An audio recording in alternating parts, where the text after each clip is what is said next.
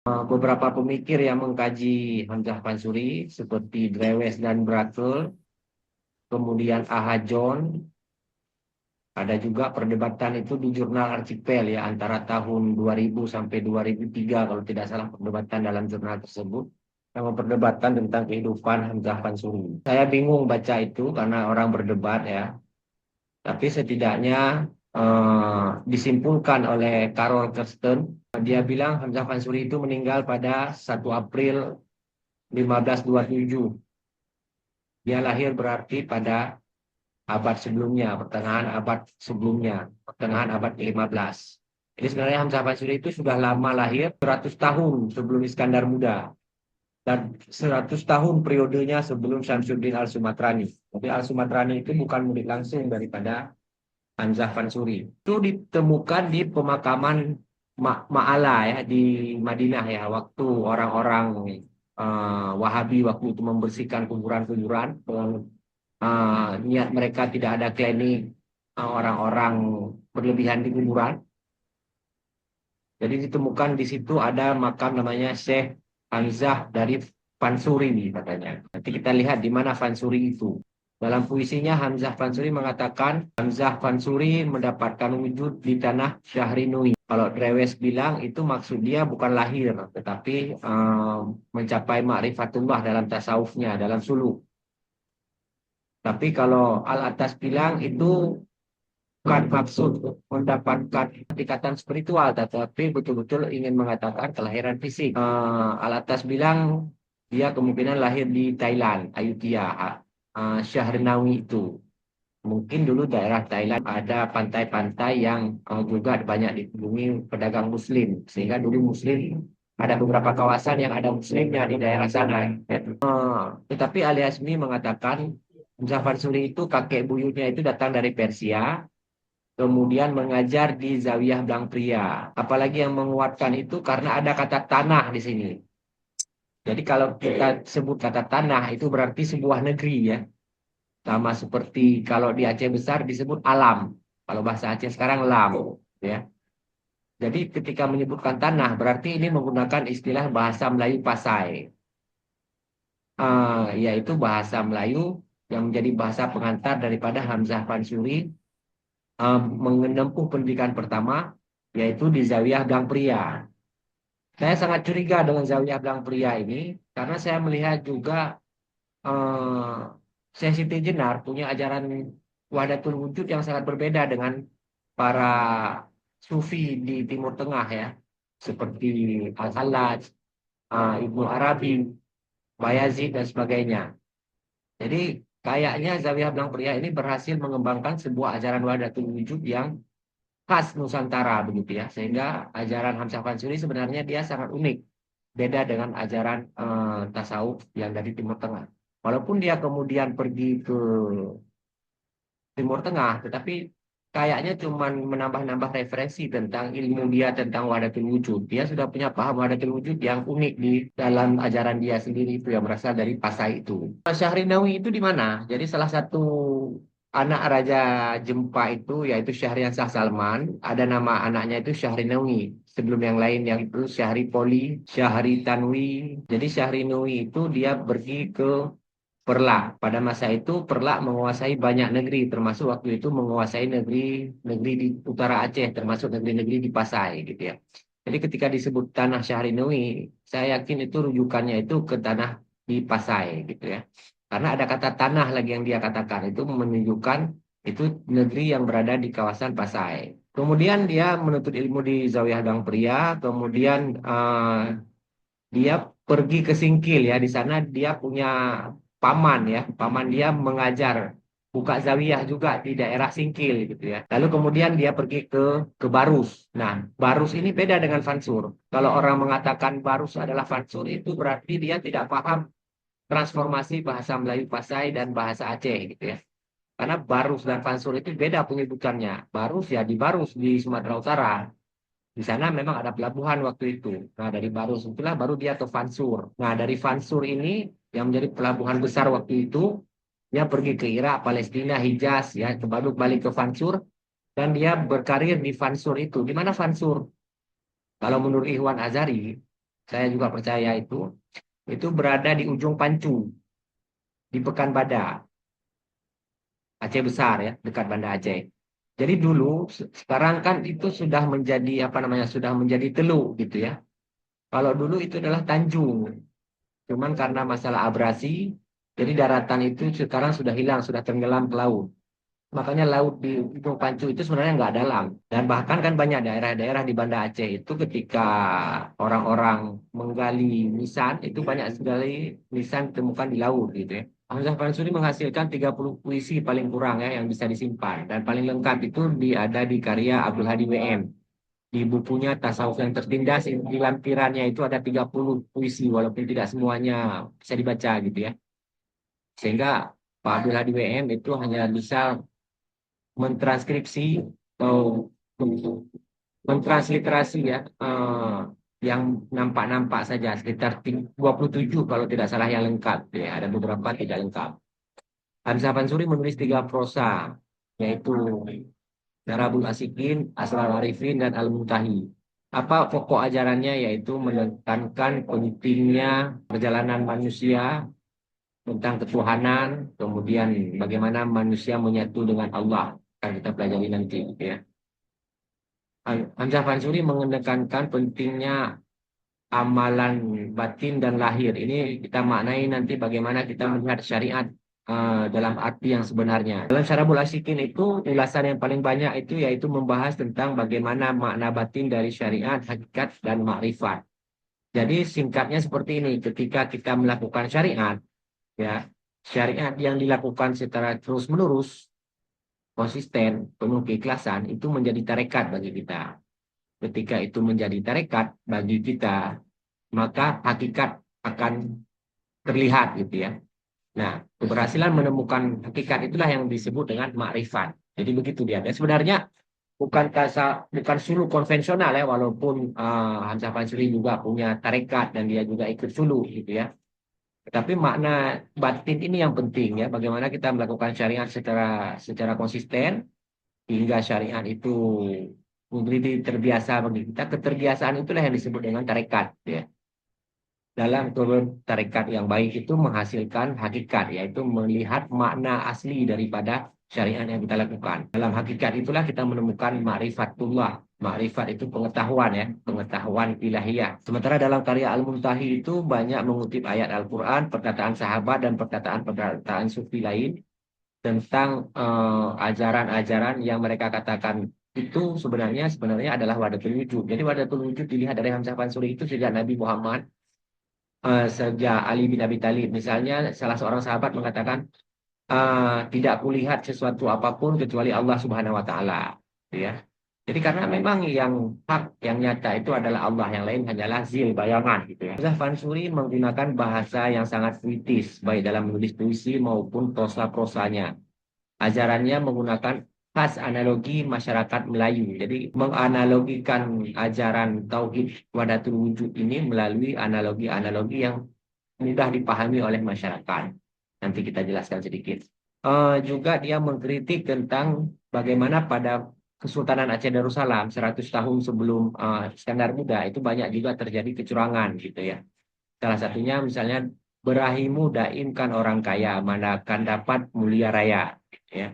Jadi kalau kita asik dengan mencoba melobi, menjilat kepada penguasa, maka makrifat itu tidak akan kita dapat. Ajaran umum Hamzah Fansuri yaitu wahdatul wujud ya, yang dalam perspektif urafa yang berbeda dengan ajaran daripada mutakallim gitu ya.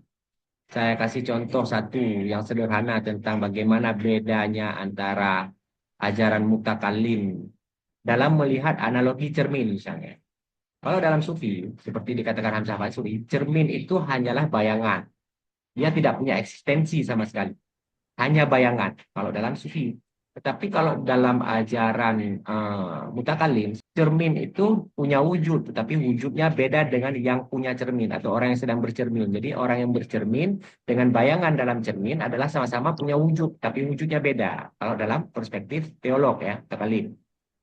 Tapi kalau perspektif sufi, urafa, yang di dalam bayangan cermin itu tidak punya wujud. Dia tidak punya wujud sama sekali, dia bergantung secara mutlak kepada yang punya cermin. Jadi dua pemandangan ini menunjukkan bagaimana beda ajaran sufi dengan ajaran teologi gitu ya. Kalau teologi, makhluk juga punya wujud, tapi wujudnya beda dengan wujud Tuhan. Tapi kalau dalam sufi tidak ada wujud makhluk. Semuanya adalah kebergantungan mutlak kepada hak Ta'ala gitu. Nah, bagi Hamzah Fansuri, wujud itu adalah sesuatu yang mutlak, satu-satunya yang nyata. Yang lain itu hanyalah bayangan. eh Kalau istilah sufi itu adalah tajalli, gitu. Alam semesta adalah maksum, ya.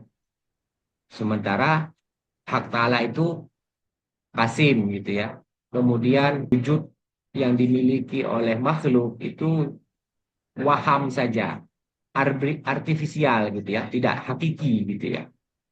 Misalnya ketika seseorang dalam mutakalimin itu, sifat Tuhan dengan zat Tuhan itu adalah dua hal yang berbeda. Kalau dalam menurut ajaran mutakalim. Jadi pengetahuan Tuhan itu beda dengan zat Tuhan. Ya. Kalau dalam pandangan teolog mutakalim. Tapi kalau dalam sufi itu yang ada sebenarnya adalah zat Tuhan. Sifat-sifat itu hanyalah sesuatu yang diucapkan saja. Dan sebenarnya yang nyata adalah zat Tuhan. Kemudian misalnya dalam sufi juga misalnya bagaimana Bismillahirrahmanirrahim kalau menurut Urafa artinya juga berbeda dengan para mutakalim. Kenapa? Karena bagi mutakalim Rahman beda, Rahim beda. Dia punya eh, eksistensi yang berbeda. Sementara bagi Sufi, sebagai konsekuensi mereka meyakini satuan wujud, jadi sifat-sifat itu juga sesuatu yang sebenarnya manifestasi dari yang satu. Ketika dalam kondisi ini disebut ini, ketika dalam kondisi ini disebut ini misalnya. Misalnya Miswari sedang menulis, disebut Miswari Katibun misalnya. Miswari sedang membaca, Miswari Kariun. Sebenarnya pada hakikatnya kan yang ada cuman Miswari, ya, yang analoginya. Alam semesta semuanya yang beragam macam ini, yang berbagai bentuk, berbagai warna dan segala macam, itu sebenarnya berasal dari A'yan As-Sabitah. A'yan As-Sabitah ini dianalogikan oleh Hamzah Fansuri seperti biji ya. Biji misalnya tunas kelapa misalnya ya, tunas kelapa. Di dalam tunas kelapa itu sudah ada batang kelapa, sudah ada serat kelapa, sudah ada sabut kelapa, sudah ada pelepahnya, tapi dalam kondisi potensial. Jadi ketika dia aktual barulah menjadi alam semesta, gitu ya. Karena pemahaman ayat sabitah ini adalah satu pemahaman yang paling rumit ya dalam ajaran filsafat Islam, dalam tasawuf Islam, dalam ilmu tauhid Islam gitu ya. Karena pernah ada cerita kan ulama dari Malaka itu tidak paham tentang ayat sabitah, mereka bertanya kepada ulama yang ada di Pasai. Setelah diberikan penjelasan dengan baik, barulah mereka bisa memahami maksud daripada ayat sabitah tersebut. Ya. Kemudian untuk memahami wujud yang sejati, yang kita lihat ini sebenarnya bukan wujud yang sejati ya, hanya wujud-wujud majasi sebenarnya. Tetapi untuk mengetahui wujud yang sebenarnya itu jalannya itu seperti yang saya katakan tadi syariat, ya syariat sebenarnya. Yang penting itu syariat. Jadi kalau mengatakan Hamzah Fansuri atau Sufi menolak syariat itu salah besar. Karena malah inti ajaran mereka sebenarnya atau prasyarat ajaran mereka itu hanya syariat. Dan dari syariat itulah kita syariat yang menjadi kebiasaan betul gitu ya. Barulah menjadi tarikat bagi kita. Itu tarikat. Tarikat itu dalam melaksanakan syariat. Nah, ketika yang menjadi kebiasaan dalam syariat yang terus-menerus itu nanti barulah kita mendapatkan makna sejati daripada syariat yang kita lakukan. Makna sejati yang ditemukan itulah baru disebut dengan ma'rifat ya. Jadi makrifat itu adalah pengetahuan, penglihatan yang jelas dan sangat nyata gitu. Makanya kenapa orang yang syahid itu disebut syahada ya, orang yang melihat. Karena dia melihat hakikat hak Ta'ala dalam perjuangannya itu. sehingga dia meninggal gitu ya, melihat hakikat hak Ta'ala. Orang yang misalnya meninggal ketika melahirkan misalnya, itu penderitaan yang sangat luar biasa. Dalam penderitaan, makanya ada inna ma'al usri yusra ya. Kebahagiaan sejati itu ada dalam penderitaan yang sebenarnya gitu ya. Kan ma'a dibilang, bukan inna ba'dal asri yusra kan, tapi ma'al asri yusra. Jadi apa, dalam penderitaan yang sejati itulah kita akan melihat kebahagiaan. Kebahagiaan sejati adalah, nah, kalau menurut Sufi, kebahagiaan yang sejati itu adalah mengingat Tuhan gitu ya. Ketika dia dalam penderitaan yang sangat nyata, penderitaan yang paling pedih, dia melihat Tuhan di situ. Sehingga dia, makanya orang mati syahid itu disebut mati syahid gitu ya. Orang yang melahirkan itu disebut dengan orang yang syahid, ya, dapat pahala syahid. Karena dia penderitaannya sangat gitu ya. Ada lagi satu lagi orang yang mendapatkan pahala syahid, yaitu orang yang jatuh cinta. Tetapi cintanya itu tidak dibilang sama orang itu. Kan pedih betul tuh. Dia cinta sekali sama cewek atau cowok itu misalnya. Tapi dia nggak bilang-bilang sampai dia meninggal. Ya. Itu mendapatkan pahala syahid. Gitu ya. Karena apa? Karena dia penderitaan dalam cintanya itu. Gitu. Kemudian pemahaman wahdatul wujud tidak dapat diperoleh melalui logika akal. Jadi, kita bernalar ini paling kita berfilsafat. Ya. Atau menjelaskannya secara teoritis gitu. Tetapi yang sebenarnya itu hanya melalui penyikapan langsung. Ya, pengalaman batin atau disebut dengan kasyaf. Kasyaf itu dari mana? Ya dari jalan yang di atas tadi, syariat tadi, baru baru menjadi tarikat bagi kita, kemudian mendapatkan hakikat, sehingga dengan itulah kita memperoleh sifat. Ada banyak banyak hal ya yang disebut dengan dalam uh, kasyaf dalam sufi ini. Ada yang disebut dengan fana misalnya. Fana itu sebenarnya adalah dugaan kita gitu ya. Perasaan kita, kita sudah lenyap dalam hak Ta'ala. Itu seperti besi yang dibakar oleh api. Sangat panas, sehingga api itu mengaku dirinya adalah api gitu ya. Karena sudah dilingkupi oleh api. Namun menurut pendapat yang lain itu belum disebut dengan apa kasyaf yang total gitu ya. Karena masih ada perbedaan antara besi dengan api. Hanya saja besi itu tidak bisa lagi membedakan dirinya dengan api. Yang yang lebih cocok analoginya itu adalah seperti laron ya, yang betul-betul hapus dalam cahaya. Kenapa hapus? Kalau dalam bahasa Melayu dipakai hamzah pansuri itu memang hapus gitu ya. Kenapa hapus ini penting? Karena kita untuk mengakui kebenaran sejati, mengakui bahwasanya wujud kita ini tadi itu sebenarnya tidak nyata gitu ya. Makanya Al-Halaj itu sampai mengaku anak al-haq. Saya adalah hak sejati. Karena dia tidak bisa melihat lagi eksistensi dirinya. Dan memang eksistensi diri manusia itu atau makhluk yang lain sebenarnya kan adalah majasi. Tidak nyata, hanya manifestasi. Gitu ya. Jadi Hamzah Fansuri mengatakan orang-orang dalam zauk ya, dalam kemabukan sufistik itu, karena dia sudah sangat eh, apa gandrung dengan Tuhan begitu ya. Sehingga dia seperti kata atau kalau Hamzah Fansuri. Kalau dia buka mulutnya, air masuk ke dalam mulut. Kalau kayak kata di laut gitu ya. Kalau dia tidak buka mulutnya, dia nggak bisa bernapas gitu ya. Nah, ini dilematik. Orang-orang yang sufi itu dilematik. Makanya orang sufi sejati itu tidak ada yang mengaku dirinya sufi, gitu ya, yang mudah marifat. Ya. Mereka kalau ketahuan ada mereka adalah sufi yang sejati, mereka akan berdoa supaya dimeninggalkan, dimatikan oleh Allah ya. Kemudian kemajmukan alam semesta ini kalau menurut Hamzah Fansuri itu seperti ombak di laut gitu ya. Sebenarnya air laut itu kan satu. Ya.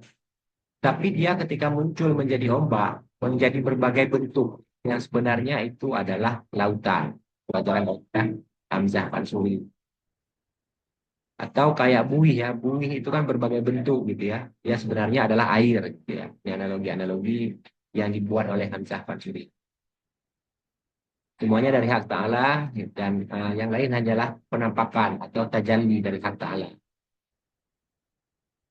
Nah, ini penting sebenarnya. Ini tidak bisa melalui kuliah. Ini kalau hal ini kita serius, tapi melalui perenungan ya. Karena kalau kita merenungkan siapa diri kita, sebenarnya kan kita bukan siapa-siapa ini. Misalnya Miswari dikenal sebagai dosen, sebagai orang yang menulis, sebagai orang yang punya headset warna oranye. Ini sebenarnya kan majasi semua ini. Kalau dilihat hakikatnya tidak ada sebenarnya. Kalau dicari hakikat yang terdalam itu mungkin jiwa. Jiwa itu sendiri adalah manifestasi daripada hak ta'ala. Jiwa. Satu hal yang bisa dikatakan wujud itu adalah jiwa manusia. Karena jiwa manusia itu adalah manifestasi dari kehadiran ilahi.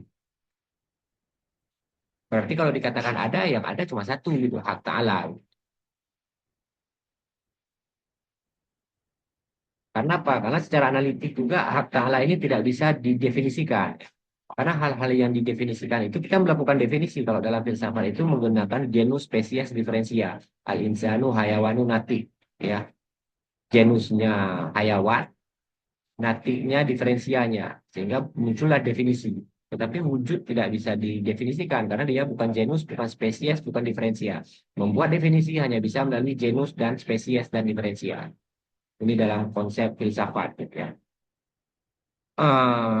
Zikir itulah untuk menjaga apa eh, keterhubungan kita dengan hak ta'ala gitu ya. Ya, yang kemudian juga melalui amalan-amalan syariat. Jadi para siapa yang melepaskan syariat berarti dia sudah melepaskan diri dari hak ta'ala. Ini penting sekali syariat. Jadi melaksanakan syariat ini bukan berarti alim tidak alim sebenarnya. Ini memang mutlak ya gitu. Hamzah menggunakan analogi puisi, puisi sebagai simbol daripada pengalaman batin. Misalnya puisi-puisi juga ada dilakukan oleh Ibnu Arabi gitu. Tapi apa analogi-analogi yang mereka gunakan menurut mereka itu bukan hanya sebagai bahasa-bahasa simbolik atau penjelasan-penjelasan metafor semata, tetapi analogi yang mereka pilih itu sebenarnya memang betul-betul mewakili sifat dari sesuatu yang ingin dianalogikan. Ya seperti analogi kain dan kapas. Apa misalnya lebih enak itu analogi kain dan kapas gitu ya.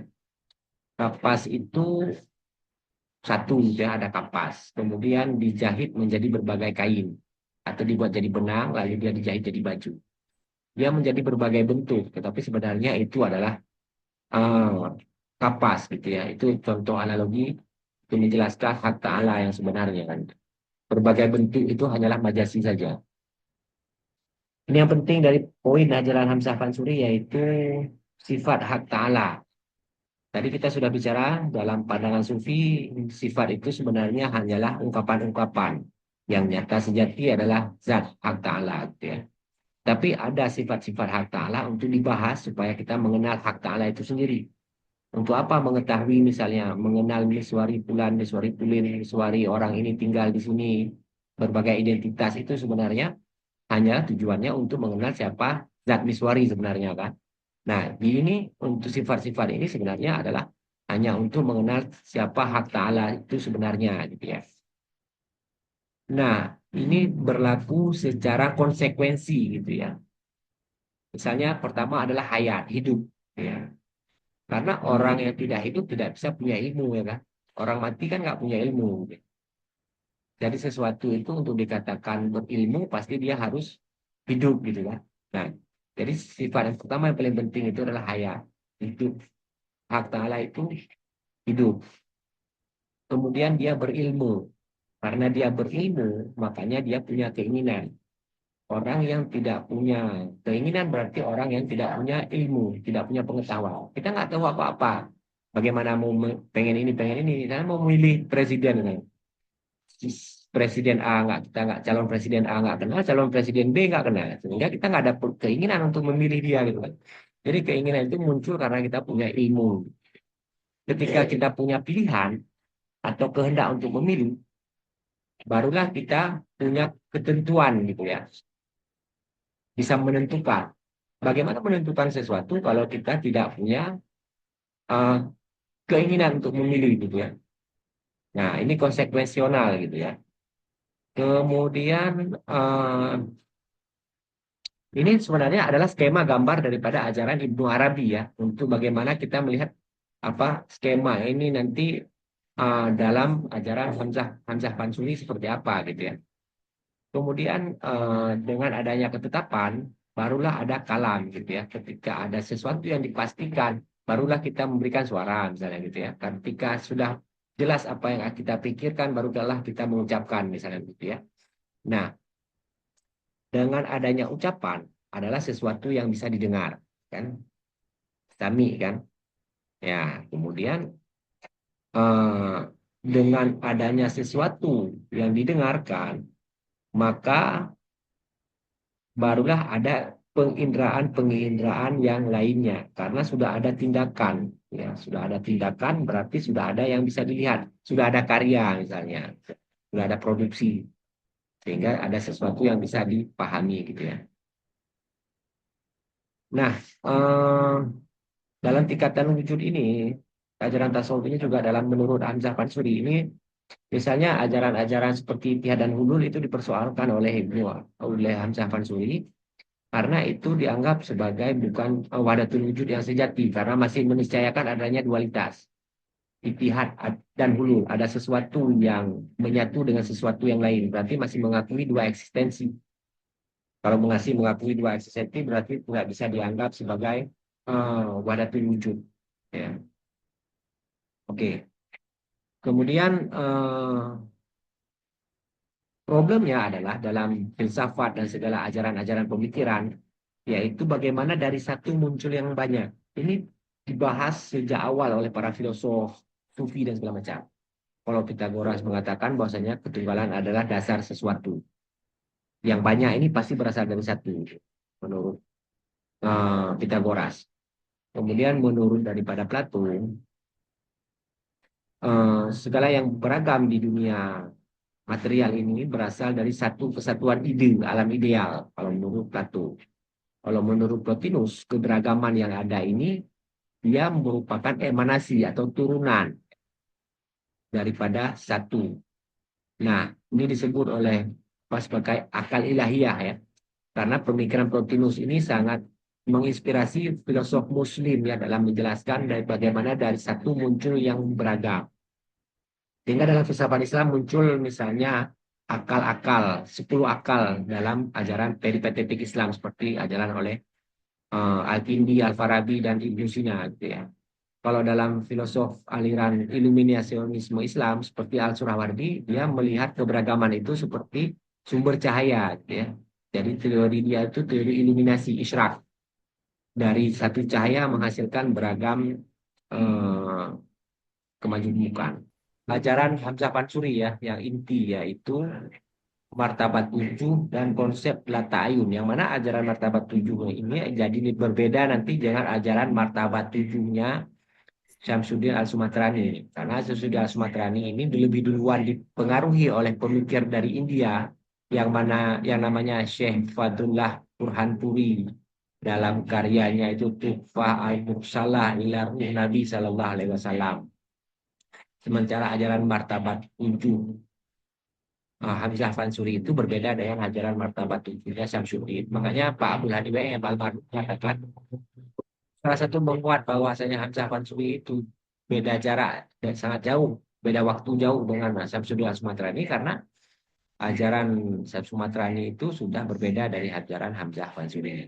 Sumatrani banyak dipengaruhi oleh pemikir India yang lain, pemikir dari Timur Tengah ya, dari India. Walaupun saya melihat ini sama-sama mereka berasal dari Zawiyah Belang Pria. Karena Zawiyah Belang Pria ini ketika Kesultanan Aceh Darussalam eksis, dia masih ada gitu. Buktinya ada misalnya pemikir dari Minangkabau bernama Saiful Rizal.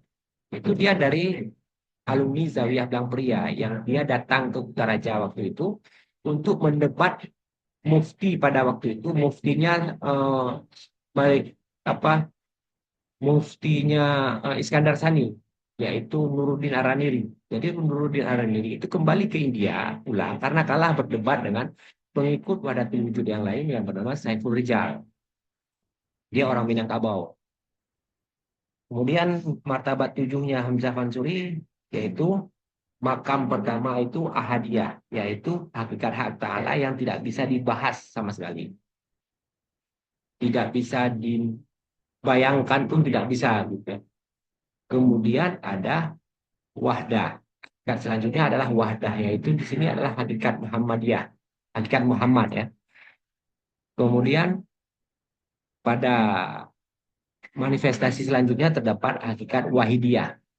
Ini disebut hakikat Adam karena sudah terkandung potensi-potensi manusia di sini. Karena manusia nanti penjelasannya itu karena manusia itu adalah makrokosmos sekaligus mikrokosmos ya. Makanya disebut wahidiyah ini adalah hakikat Adam. Kemudian alam arwah sudah ada ruh ya.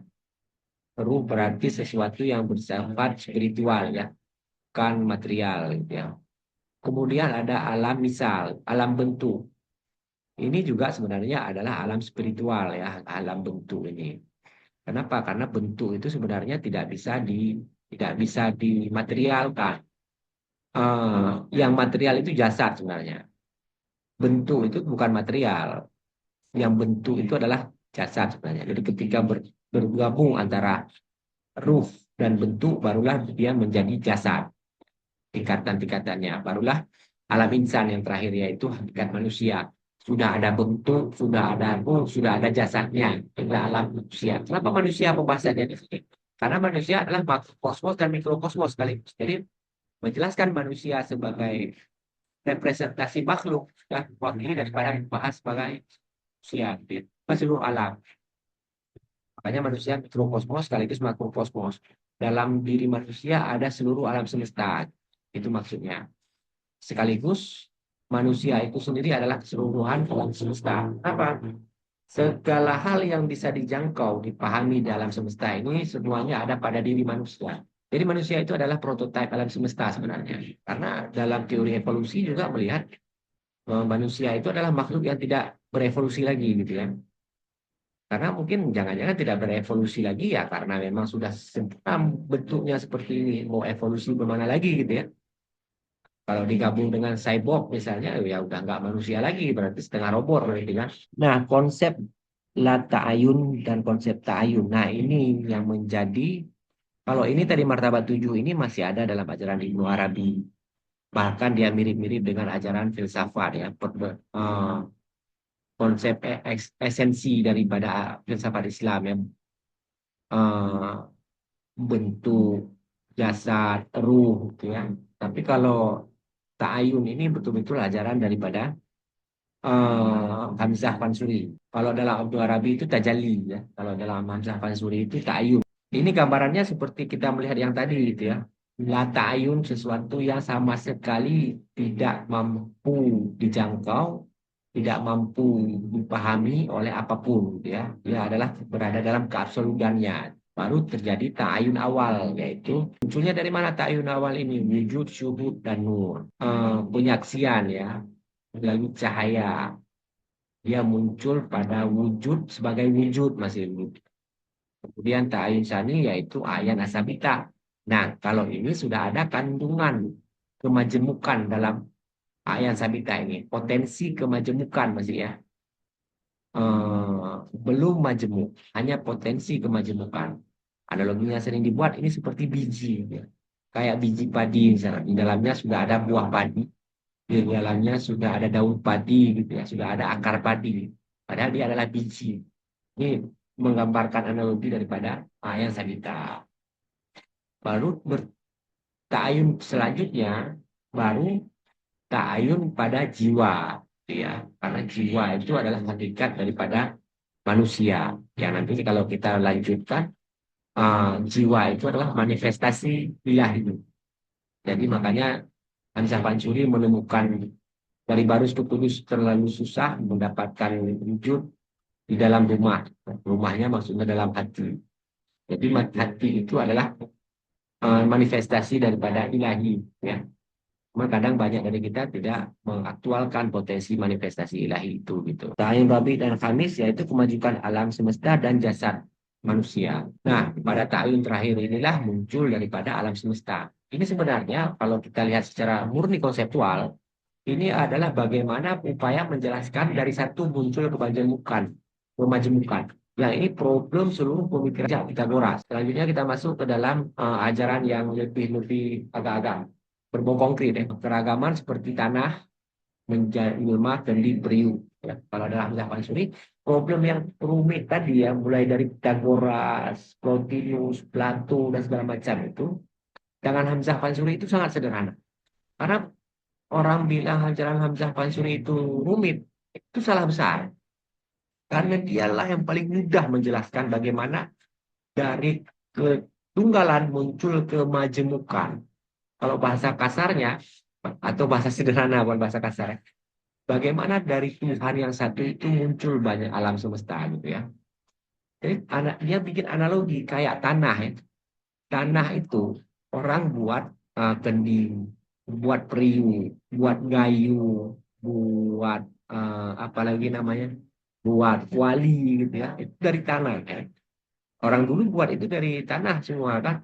Jadi berbagai bentuk kan. Ada bentuk piala, ada bentuk piring, ada bentuk kending, ada bentuk apa lagi, ada bentuk kuali gitu. Kan bentuk-bentuk saja yang beragam kan, sehingga kita taruh di situ semua. Di atas tanah kita taruh kendi, taruh kuali, taruh periuk, taruh gelas, semuanya. Semuanya kan itu kan sebenarnya adalah tanah gitu. Yang nyata itu sebenarnya kan tanah. Kita bilang ini kendi, kita bilang ini piala, kita bilang ini piring dan segala macam. Sebenarnya kan tanah. Itu juga alam semesta. Sebenarnya dia adalah eksistensi daripada hak ta'ala, manifestasi hak ta'ala. Tetapi ketika kita tunjuk misalnya, misalnya kita tunjuk laptop itu Tuhan misalnya kita bilang, itu salah. Kenapa? Karena laptop itu bukan Tuhan. Karena laptop itu adalah yang kita tunjuk, yang berhasil kita tunjuk adalah bentuknya. Apalagi yang berhasil kita tunjuk adalah materinya, bendanya yang berhasil kita tunjuk. Yang dia pada hakikatnya apapun yang bisa dikatakan wujud, wujud kembali kepada satu. Itu ketika mengatakan ABC adalah Tuhan itu adalah kesalahan. Karena yang bisa kita tunjuk itu berarti bukan Tuhan. Apapun yang bisa kita tunjuk kalau dalam filsafat itu berarti adalah jawaban terhadap apa itu. Kulli jawabun ala sa'ilatun mahwa gitu ya. Apa dia? Apapun yang bisa menjadi jawaban apa dia berarti bukan Tuhan gitu. Kenapa? Karena Tuhan adalah wujud, wujud itu adalah tidak bisa didefinisikan. Ya. Nah, sementara segala partikularitas itu dia bisa didefinisikan.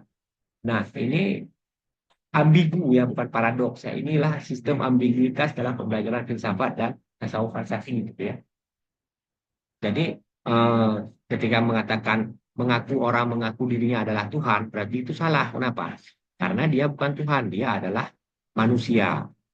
Tetapi kalau hakikatnya apa adalah hatinya adalah manifestasi daripada begitu penjelasan dalam tasawuf. Nah, karena manifestasi daripada ilahi berarti adalah manifestasi daripada kebaikan.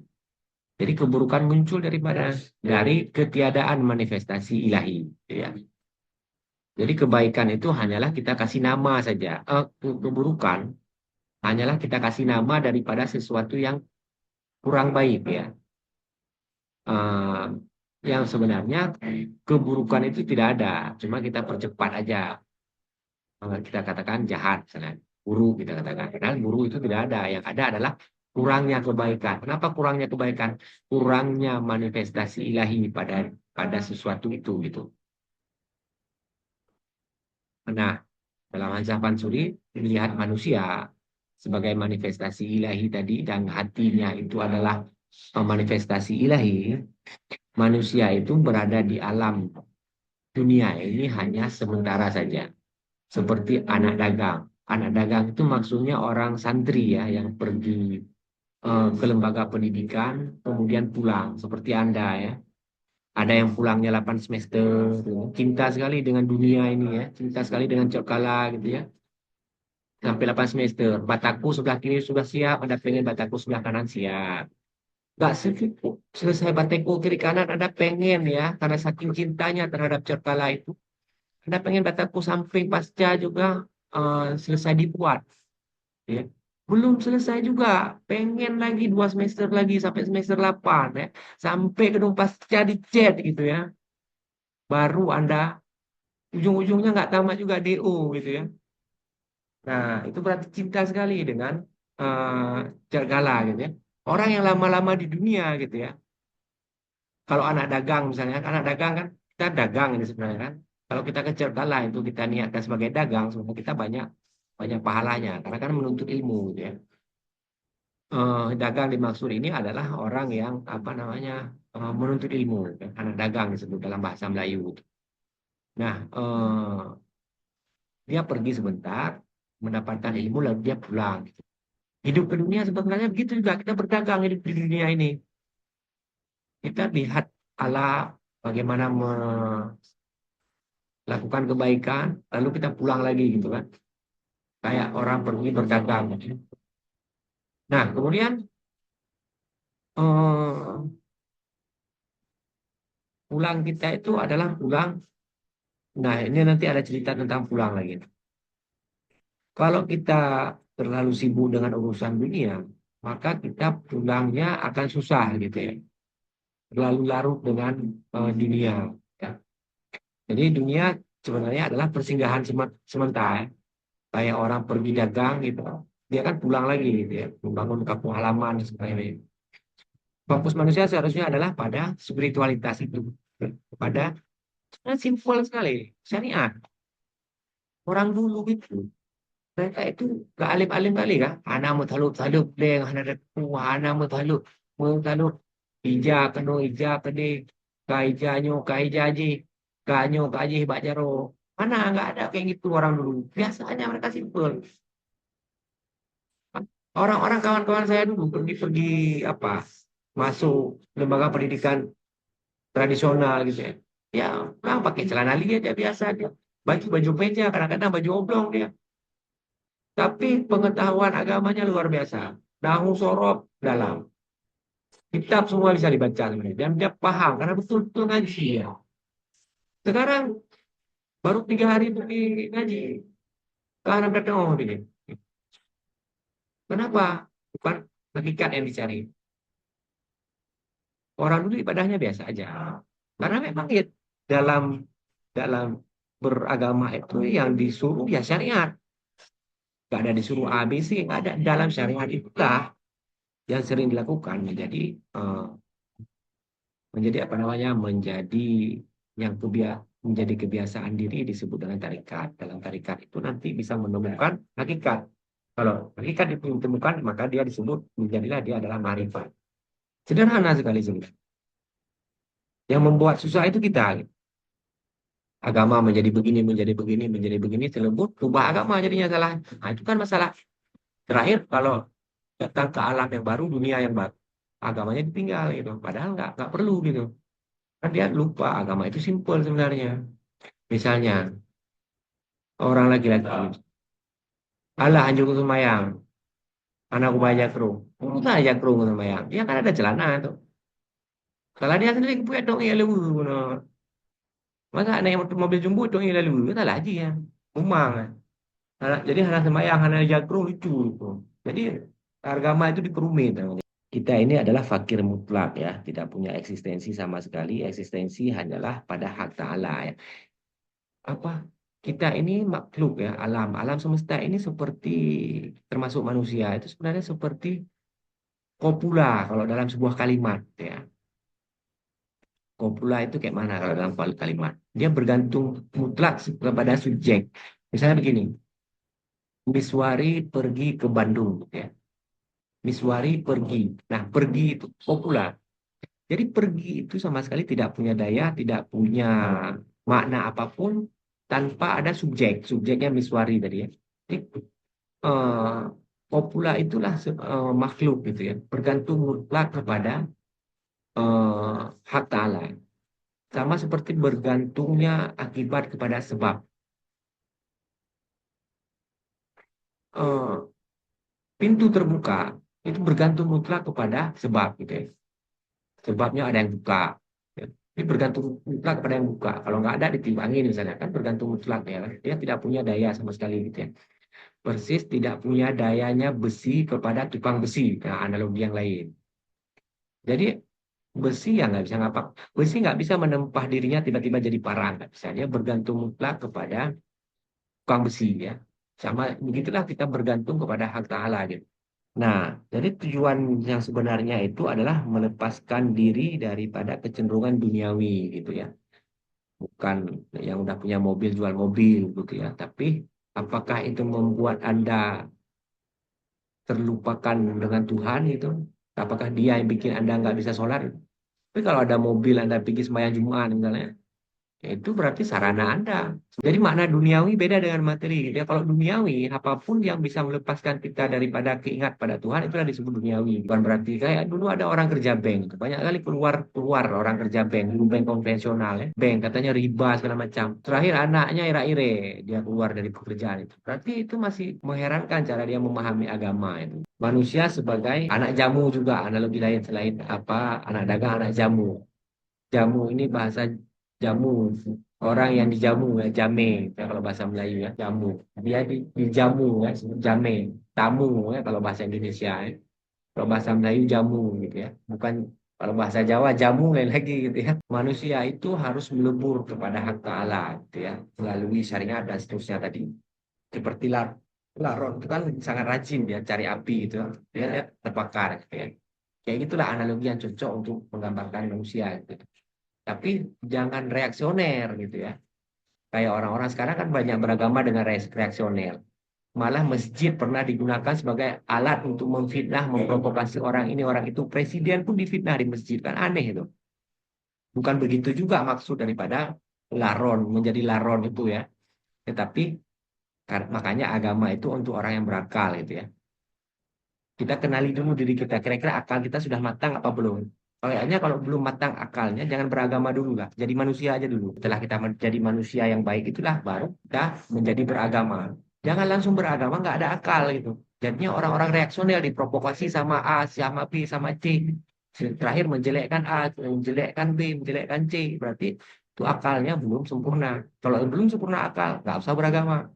Karena memang agama hanya untuk yang berakal. Makanya orang gila nggak perlu sembahyang. Cinta ilahi, kepada cinta hanya kepada hak Ta'ala. Manusia harus membalas dengan cinta dan penghambaan yang murni. Karena memang ketika kamu datang kepadaku dengan berjalan, aku datang padamu dengan berlari, kata Tuhan. Gitu ya.